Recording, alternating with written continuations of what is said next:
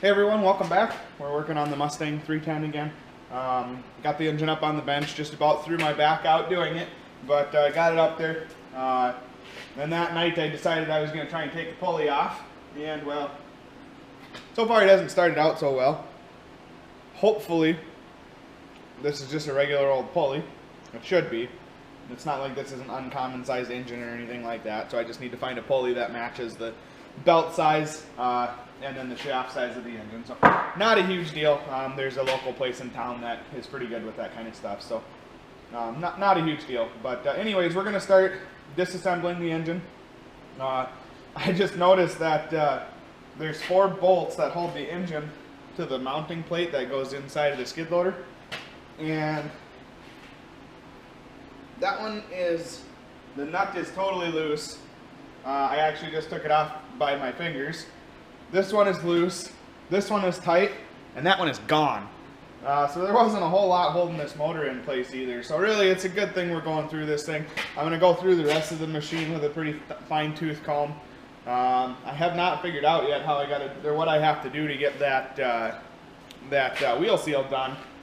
Because normally there's a plate on the side that you can open up, or a plate on the top that you can open up. I don't see either of those on this machine, so I'm going to have to look at the parts breakdown and see if there's something on the bottom that has to come out.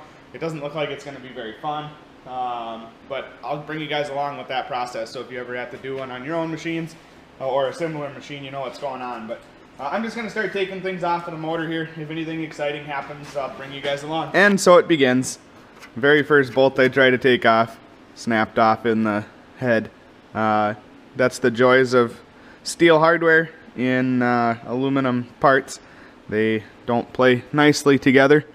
I'm hoping the block is at least steel, so things like the manifold bolts and stuff like that don't give me trouble too. This one's not a huge deal.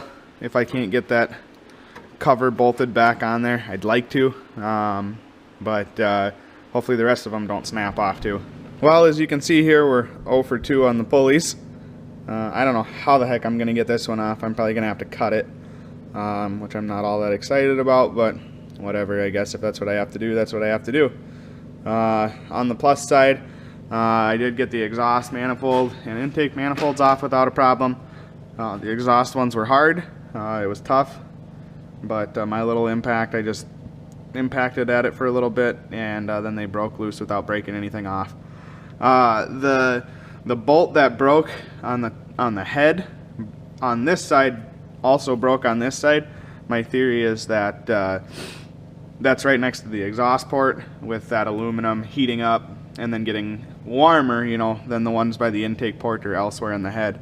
Caused extra corrosion in there between the aluminum and the steel, and both of those bolts were very, very weak, and both of them broke off in the head. So not a huge deal. It just holds on that heat shield. So we're probably just going to leave those be. I don't think I'm even going to try and drill them out. But that's where we're at right now. I don't know what I'm going to do about this pulley. There again, it's just a regular old pulley. I just got to figure out what belt size I need and about what diameter it is. I don't want to get the wrong diameter pulley, because that directly correlates with how fast my wheel motors turn, and I'm guessing there's probably some math in there somewhere that I don't want to screw with. That being said, this isn't the original engine for this skid loader, so who knows if this engine is running at the same RPMs as what the original engine would have ran. So maybe it's not that big of a deal, but either way, I'm gonna have to get 2 new pulleys because I am losing the battle on that one. Alright, so part of the reason that pulley pull failed was, and I knew that was going to happen, was because that pulley is not meant to be pulled off with a puller. There's just no way to do it that is going to make that pulley survive. It's too big of a pulley, and it's too thin of a pulley that when you put the puller on the outside like that, it's just so far away from where you're actually trying to move it that there's just no way it was going to work. I knew that going into it. If that pulley was meant to be pulled, it would have had holes in it or something like that. Looking back, I could have done something like that, but I don't have the tools to get it apart that way. So what I did was I just took my grinder and I basically just cut around the hub so that I could get my puller on the hub. So rather than cutting into the hub and risk damaging the crankshaft, I'm just gonna get it to a point where I can pull on the hub like I'm supposed to instead of pulling on the outside of the pulley.